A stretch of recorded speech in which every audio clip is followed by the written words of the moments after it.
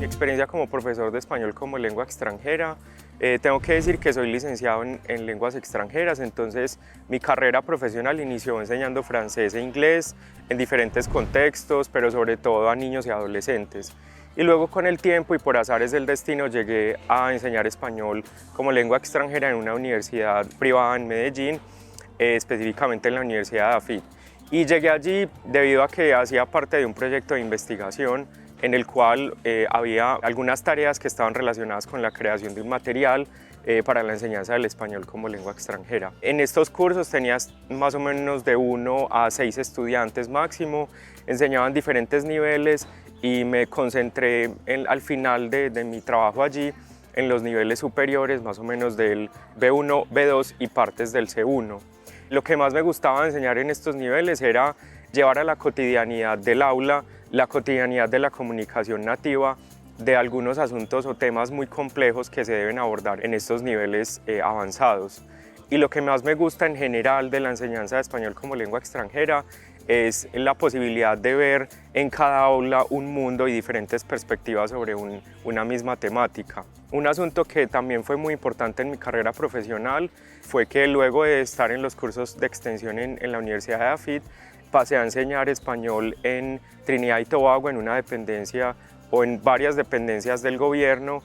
Esta fue una experiencia muy diferente a las que había tenido antes porque estaba en un lugar en el cual el español no se enseñaba como lengua segunda, sino como lengua extranjera. Y hubo muchos aprendizajes, sobre todo de cómo enseñar el español a través de la práctica en un lugar en el que era difícil hacer que los estudiantes practicaran por fuera de clase.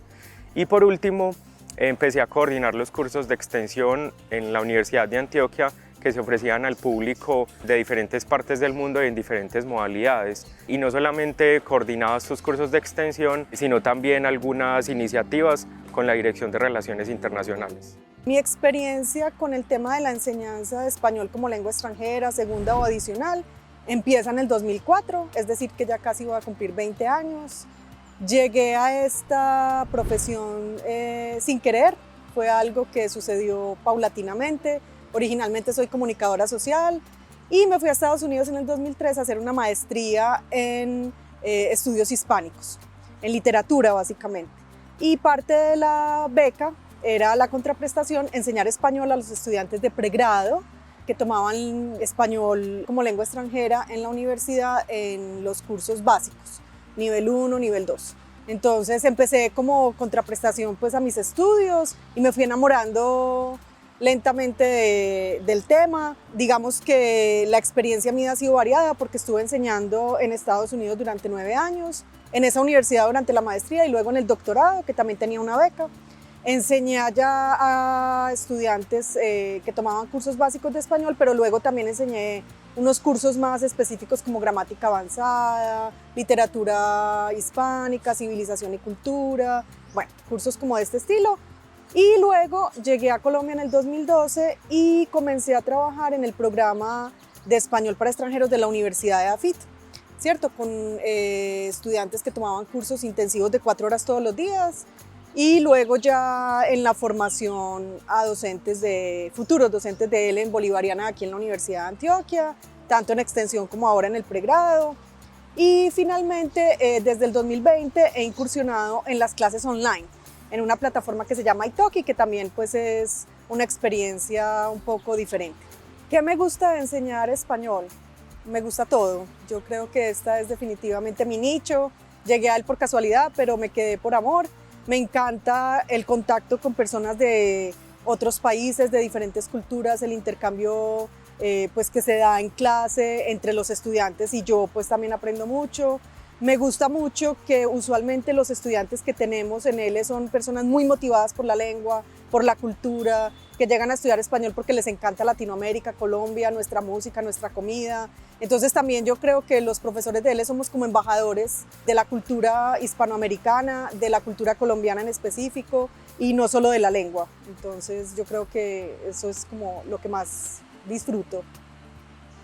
Bueno, mi primer acercamiento al español como lengua extranjera fue a través de la investigación. Hago parte del semillero Excel, el cual es orientado por la profesora Erika Gómez. En este espacio tuve un acercamiento al diseño de materiales y también al currículo de ELE. Además, este espacio se nutrió de la experiencia de profesores de acá de la universidad, de otras universidades y también de algunos integrantes del semillero que son profesores de ELE. Entonces también fue un acercamiento a la enseñanza a través de esas experiencias, porque pude conocer de pronto qué temas se les dificultaba más a los estudiantes, qué actividades les funcionaba, ¿cierto? Fue muy importante para mí también conocer esa experiencia de mis compañeros también y de los profes que hicieron parte de este semillero. Bueno, después de esto envié mi hoja de vida a una escuela de español en el Poblado y en este momento me encuentro trabajando allí.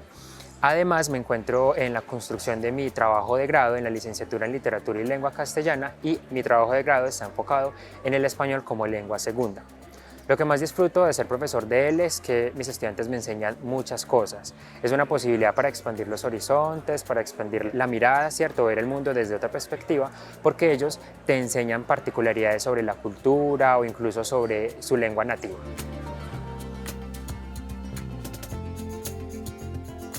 Bueno, sobre los contextos en los que he enseñado español a extranjeros, bueno, hay digamos varias respuestas. En primer lugar, he enseñado español a extranjeros en en un contexto institucional de una universidad privada. Estos contextos han estado muy regulados por la cultura institucional y es una cultura institucional en la cual hay una definición mesocurricular bastante estricta. Los profes sabemos exactamente en cada nivel qué debemos enseñar, cómo lo debemos enseñar y además al final de cada proceso pequeño del curso, a veces los niveles están divididos por cursos, en ocasiones no, pero en esta cultura institucional sí.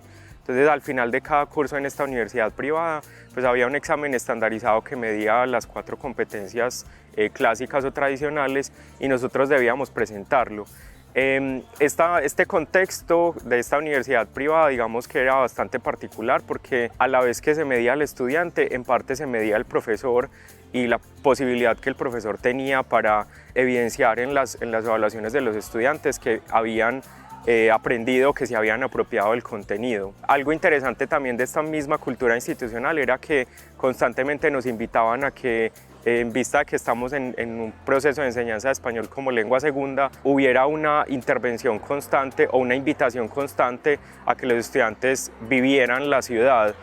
Entonces conocieran espacios de ciudad y teníamos que salir con ellos. Dentro de la cultura institucional de esta universidad privada, no solamente había esa invitación constante a que los estudiantes vivieran la ciudad y que nosotros ayudáramos a que hubiese esa vivencia de la ciudad, por ejemplo, por medio de actividades en el aula en las que les mostrábamos espacios de ciudad que podían visitar, sino que había ocasiones en las que explícitamente los estudiantes tenían que ir con su profesor a lugares de ciudad. Entonces visitábamos museos o visitábamos otras universidades y en ocasiones nos apropiábamos de espacios dentro de la universidad que podían servir para algún contenido propio del microcurrículo que ya se había establecido. Yo diría que a pesar de que se observa una, disposición curricular dentro de esta institución bastante estricta y bastante, determinada por lo que ya los administrativos tenían, no era así. Los profes teníamos la libertad y la flexibilidad de reorganizar nuestro cronograma con base en lo que nos interesaba y la lectura que hacíamos de nuestros estudiantes de qué les llamaba más la atención. Yo tenía también la libertad, porque estaba en niveles avanzados, de por preferencia hacer más énfasis en algunos temas o decirles a los estudiantes qué temas les interesa tratar en este curso, que tal vez hacen parte del examen pero ustedes quieren abordarlo desde otra perspectiva. Entonces creo que este primer contexto, que es uno de los contextos en los que he tenido más rigor en la disposición microcurricular, a la vez se prestaba para que hubiese mucha flexibilidad en la negociación que hacía con los estudiantes. Un segundo contexto de enseñanza, que ya lo mencioné, uno en el que el español se enseñaba como lengua extranjera, ya no como lengua segunda, es decir, los estudiantes cuando salían del aula no tenían la posibilidad de interactuar con personas que tenían el español como lengua primera en la cotidianidad, sino que en Trinidad y Tobago, que es el segundo contexto que quiero exponer, los estudiantes después de salir del aula iban y conversaban o hacían las compras o iban al restaurante y todo se hacía en inglés. Este contexto fue muy diferente, completamente diferente, porque aunque hubo una invitación concreta a hacer una clasificación de los estudiantes por nivel, era pues bastante evidente que los estudiantes tenían unos intereses particulares porque eran diplomáticos y porque hacían parte de migración, de algún proceso dentro de migración. Entonces muchas partes de la propuesta tenían un elemento social y crítico que ayudaba a que los estudiantes relacionaran lo que ellos estaban aprendiendo en español con lo que ellos hacían en sus trabajos. ¿Cuáles son los contextos y entornos de enseñanza en los que he trabajado? Bueno, primero, durante 9 años estuve en Estados Unidos, donde el contexto fue universitario. Estudiantes de pregrado que tomaban las clases de español, unos por deseo propio, pero muchos como requisito de segunda lengua, ¿cierto? Entonces era un contexto, digamos, en el que había estudiantes que querían aprender español, otros que no. Grupos de 30, 40 estudiantes, encuentros 3 veces a la semana de 50 minutos. Entonces no podríamos hablar de un contexto de inmersión, sino de algo bastante, digamos, ocasional. En este tipo de programas, digamos que no había mucho control de mi parte, ¿cierto? Mucha autonomía del profesor, porque son programas bastante unificados, donde hay un grupo de coordinadores que toman las decisiones de qué libro se va a trabajar, de qué contenidos tiene el programa, incluso al punto de decirle al docente, bueno, este día vas a dar tal contenido de la página tal del libro, este día vas a hacer tal evaluación que ya está decidida. Entonces era un contexto, digamos, bastante dirigido. Yo enseño español en una escuela en El Poblado. En este espacio he tenido estudiantes, principalmente adultos. Algunos están por un periodo de tiempo corto, otros por un periodo de tiempo más largo. Eso va acorde también con los propósitos del estudiante. Unos están para viajar, para conocer la cultura. Por lo general ellos toman pocas clases. Hay otros que sí están mucho tiempo en la escuela y por lo general tienen un propósito particular acá en Colombia o en su país de origen. Muchas veces está relacionado con algo laboral. En general en mis cursos trato de articular todos los componentes de la lengua. En este momento hago mucho hincapié en ese componente gramatical y funcional. Creo que se hace necesario esta articulación para que la clase no se reduzca únicamente a una explicación gramatical, sino que esas estructuras gramaticales que aprende el estudiante en la clase tengan sentido para él y le posibilite a él comunicarse e interactuar con la lengua y con la cultura. Las actividades también trato en la medida de lo posible de que sean variadas, actividades, digamos, siempre de práctica guiada, unas actividades de producción donde el estudiante también tenga esa autonomía de crear, de usar obviamente los contenidos y las temáticas que aprendemos en clase, pero también esos conocimientos previos que él ya tiene.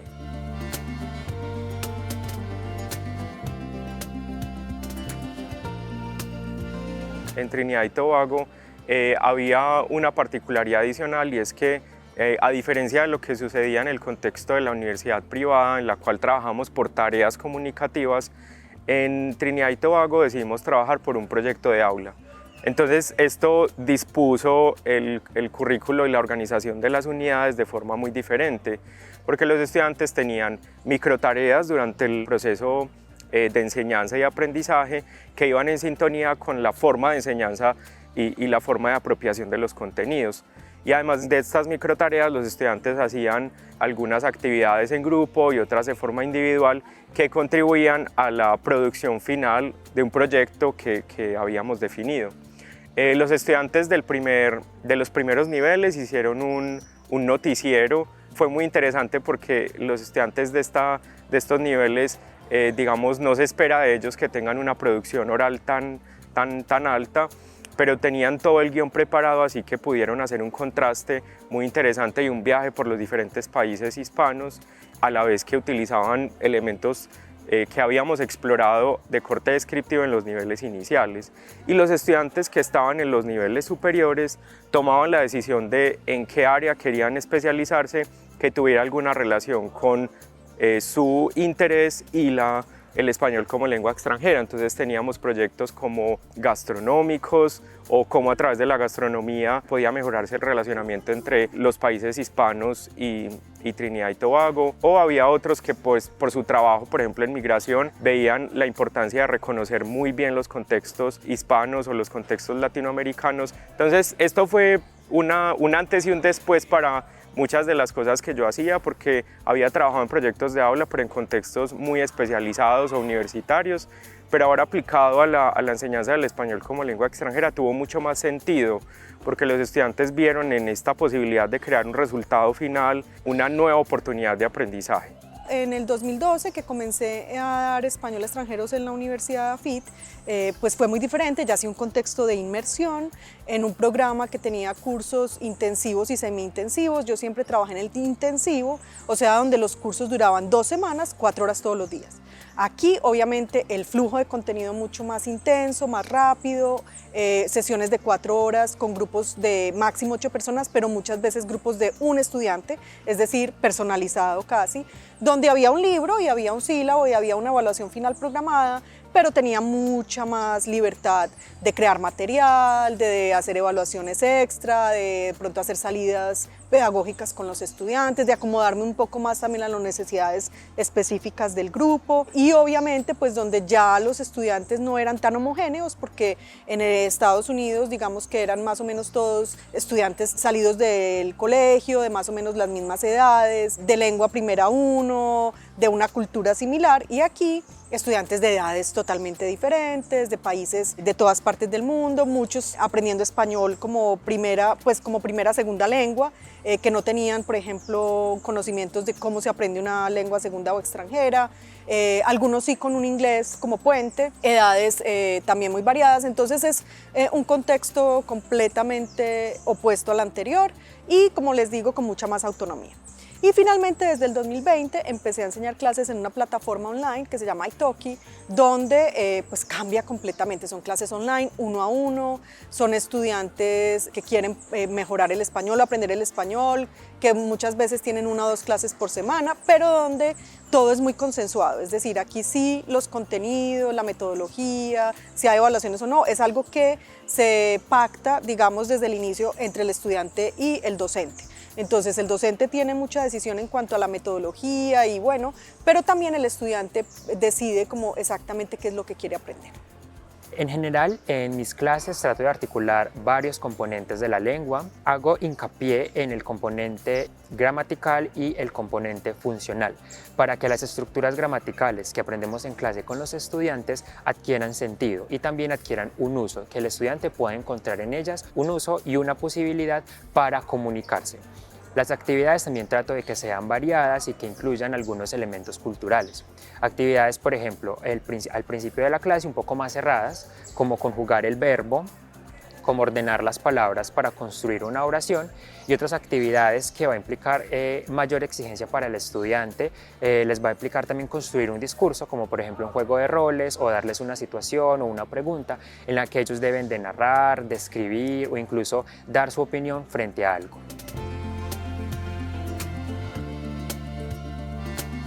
Un último contexto de aprendizaje al que estuve expuesto fue el contexto de aprendizaje mediado por tecnología. Este obviamente fue bastante diferente de los demás contextos. Era un contexto en el que estaba un poco más limitado para las actividades vivenciales que usualmente propongo en mis clases, puesto que una de mis premisas o principios para enseñar el español es que los estudiantes puedan vivir la lengua a través de las clases. Incluso si no salen del salón, la vivencia de la lengua misma dentro del aula tiene que ser un elemento que sea constante. En este contexto de mediación tecnológica, aprendí a utilizar muchas herramientas y aprendí también a que hay diferentes ritmos de aprendizaje que son bastante diferentes a los ritmos de aprendizaje en presencialidad, sobre todo por asuntos como la concentración o la falta de conciencia sobre autonomía, o porque los estudiantes simplemente a la vez que están en clase van haciendo otras cosas. Entonces digamos que esa multitarea realmente no resultaba en la posibilidad de haber una interacción real en el aula. Hubo otros retos en este contexto, por ejemplo, el gran reto de dejar de utilizar el tablero y pensarme otras estrategias para explicar temas gramaticales en los que usualmente pues, dibujaba o mostraba cosas en otros espacios. En Colombia, en un programa de español a extranjeros, que era un programa, digamos, donde el estudiante ya es muy diferente, es un estudiante muy heterogéneo, de diferentes países, diferentes edades, con diferentes lenguas primeras, con diferentes experiencias. Algunos habían aprendido ya antes una segunda lengua o lengua extranjera, otros no, con intereses y motivaciones diferentes, y un programa donde había una coordinación, donde había un texto, algunas evaluaciones establecidas, pero digamos que el docente tenía mucha más libertad para decidir qué hacer en clase. Incluso en este contexto yo empecé una página web porque empecé a diseñar material para mis clases, en este tipo de experiencia de aprendizaje, digamos, yo podía decidir si llevar al estudiante a una salida de campo, si hacer qué dinámicas en clase, de pronto incluir una evaluación extra, etc. Y en el contexto actual es un contexto también muy diferente a los dos anteriores porque es un contexto de clases particulares, 1 a 1, mediadas por la virtualidad, ¿cierto? Es una plataforma de enseñanza de lenguas, entonces aquí ya el estudiante es un estudiante que decide qué quiere aprender, cómo lo quiere aprender, donde la evaluación no está muy presente, donde yo también, pues como experta en el tema, soy quien decido qué materiales usar, qué actividades realizar, etc. En general, en el proceso de enseñanza y aprendizaje, tengo control sobre los momentos de la clase y sobre la planeación que se va a llevar a cabo. En ocasiones pues hay actividades que se extienden, otras que hay que restarles un poco de tiempo, pero uno está allí como maestro organizando sus momentos de la clase porque siempre ocurren situaciones y tú debes de hacer esas modificaciones a esos momentos de la clase. También tengo control sobre los materiales y sobre los recursos que yo voy a llevar a clase. Si voy a llevar unas diapositivas, si voy a escribir en el tablero, por ejemplo, si voy a imprimir, si voy a presentar la actividad en el computador, por ejemplo. Entonces, también uno tiene control sobre esos recursos que se llevan allí para mediar ese proceso de enseñanza-aprendizaje.